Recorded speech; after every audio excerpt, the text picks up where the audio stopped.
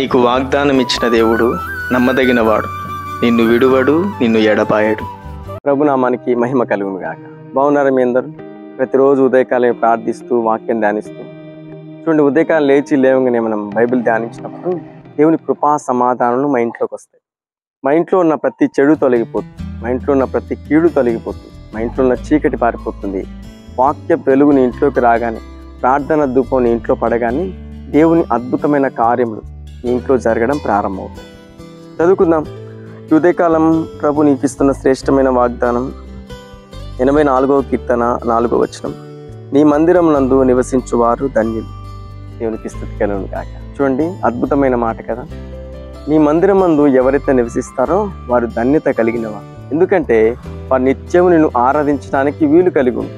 నిత్యము నిన్ను స్తుతించడానికి వారికి అవకాశాలు ఎక్కువ. ఎందుకంటే ఉన్నది నీ పాదాల దగ్గరనే కదా, ఉన్నది నీ దగ్గరనే కదా. వాళ్ళ యొక్క లోకంలో ఎన్నడూ వెళ్లకుండా వారు నీ దగ్గర స్థిరపరచబడ్డారు. కాబట్టి ఆ ధన్యతను ప్రత్యేకించి వారికి ఇచ్చావని భక్తుడు రాస్తున్నాడు.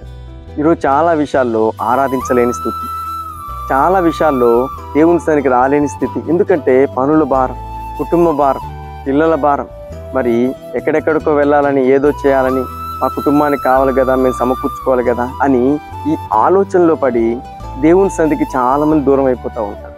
ఆయన స్తుతించడానికి చాలామంది దూరం అయిపోతూ ఉంటారు. ఆయన నామంలో ప్రార్థించడానికి కూడా రాలేని స్థితిలో ఉంటారు. కానీ ఇక్కడ అంటున్న మాట ఏంటంటే, నీ మందిరం ముందు నివసించువారు ధన్యులు. ఎందుకంటే వారి నిత్యము నిన్ను స్తుతించే భాగ్యం వారికి ఇచ్చి ఉన్నావని ఈ భక్తులు అంటున్నాడు. చూడండి, ఉదయకాలమే ప్రతి సండే వీలైతే ప్రతిరోజు దేవుని సన్నిధిలో గడిపే ఆ ప్రతి నిమిషం నీకు దీవెనగా మార్చుకోండి. దావీదు ఎప్పుడు కూడా ఒక ఆశ కలిగి ఉన్నాడండి. నీ మందిరంలో నేను ఉండాలి ప్రభు. దావీదుకి ఏం లేవండి, అన్ని సమృద్ధిగా ఉన్నాయి. రాజు కదా, ఆయనకు సకలము ఆయన దగ్గరికి వస్తాయి. మామూలుగా అయితే ఆయన దేవుని సన్నిధికి రావాల్సిన అవసరమే లేదు. కానీ ఆయనలో ఉన్న ఆశ ఏంటంటే, నీ సన్నిధిలో ఉండే భాగ్యం నాకు అనుగ్రహించు, నా బ్రతుకు దినములన్నీ చిరకాలం నీ సన్నిధిలో నివసించాలని ఆశ. ఈ ఆశ చాలా తక్కువ, అందరికీ ఉండదండి.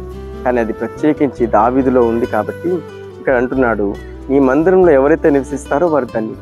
ఈరోజు మన కుటుంబంలో భారం తొలగిపోకుండా ఉండడానికి కారణం, మన కుటుంబంలో చీకటి పారిపోకుండా ఉండడానికి కారణం, మన కుటుంబంలో కార్యములు జరిగించబడపోవడానికి కారణం ఏంటంటే, ఆయన సన్నిధికి రాకుండా, స్తుతించడానికి దూరంగా, ప్రార్థనకు దూరంగా ఉంటున్నావు చూడు, అదే నీ స్థితి మార్చబడపోవడానికి కారణం. ఈరోజు చాలా కుటుంబాల్లో ఒక దరిద్రత, చాలా కుటుంబాల్లో కరువు, చాలా కుటుంబాల్లో గొడవలు, సమస్యలు, మరి ఈ చీకటి కార్యాలు ఎక్కువ. ఎందుకో తెలుసా? ఆ కుటుంబంలో దేవుని యొక్క సన్నిధి ప్రసన్నత లేకపోవడం, దేవుని సన్నిధి కాంతి ఆ కుటుంబం ముందు లేకపోవడం. ఎవరైతే ఆయన సన్నిధికి రాకుండా దూరంగా ఉంటారో ఆ కుటుంబం చీకటి గల కుటుంబమే, రోగం గల కుటుంబమే, సమస్యలు కలిగిన కుటుంబమే. అందుకే అంటున్నాడు, నీ మందిరంలో నివసించు వారు ధన్యులు. ఎప్పుడు నీ సన్నిధి కాంతి ఆ కుటుంబం మీద ఉంటుంది, ఆ ప్రజల మీద ఉంటుంది, ఆ బిడ్డల మీద ఉంటుందని భక్తుడు రాస్తున్నాడు. అందుకే దేవుని సన్నిధికి రండి, ఆయన సన్నిధిలో స్తుతించండి, ఆయన సన్నిధిలో ఆయన నామమును కీర్తించండి, ఆయన వాక్యమును ఆలకించి ఆ ప్రకారంగా మీ బ్రతుకు మార్చుకోండి. ఎప్పుడు కూడా దేవుని సన్నిధి కాంతి మీ కుటుంబం మీద ఉండి మిమ్మల్ని అందరినీ చక్కగా ఆశీర్వాదంతో, సమాధానంతో, క్షేమంతో నడిపించు. ఈ వాగ్దానం నీ జీవితంలో ఈరోజు నెరవేర్చి ఈరోజంతా ప్రభు నీకు తోడే ఉండి నడిపించునుగాక. ఆమేన్. కళ్ళు మూసుకొని ప్రార్థనలు ఏకీవించండి. మీ అందరి కోసం నేను ప్రార్థన చేస్తున్నాను. మహాపరిశుద్ధుడా, సర్వోన్నతుడా, నీకు స్తోత్రం. ఈ మాటలు వింటున్న ప్రతి బిడ్డలు నీ సన్నిధిలో ఉండాలని, నీ సన్నిధిలో ధ్యానించాలని, నీ సన్నిధిలో ఆరాధించాలనే ఆశ ప్రతి ఒక్కరికి కలిగించమని ప్రార్థిస్తున్నాం. అంతేకాలం మ్యారేజ్ డే, బర్త్డే జరుపుకుంటున్న ప్రతి బిడ్డను దీవించుటైనా, ఆశీర్వదించుటైనా, ప్రతి బిడ్డలు నీ సన్నిధిలో ఉండి ఆరాధించాలనే మనసు కలిగించు. ఎక్కడికి వెళ్ళినా నీ కాపుదల ఉండాలి. ఎక్కడికి వెళ్ళి ఏ కార్యం ప్రారంభించినా నీ కృప ఉండాలి ప్రభు. ప్రతి బిడ్డలు తండ్రి ఆశీర్వదించు, దీవించు, సమృద్ధితో నింపు. ప్రతి సేవకులను దీవించు, ప్రతి సంఘాలను దీవించు, ప్రతి బిడ్డలకు రక్షణ కలిగించు, విడుదల కలిగించు, ప్రతి బంధకం నుంచి విడిపించమని ప్రార్థిస్తుంది. నీ బిడ్డలందరూ నీ క్షేమకరమైన మార్గంలో నడిపించమని యేసు నామములో ప్రార్థిస్తున్నాం పరమ తండ్రి.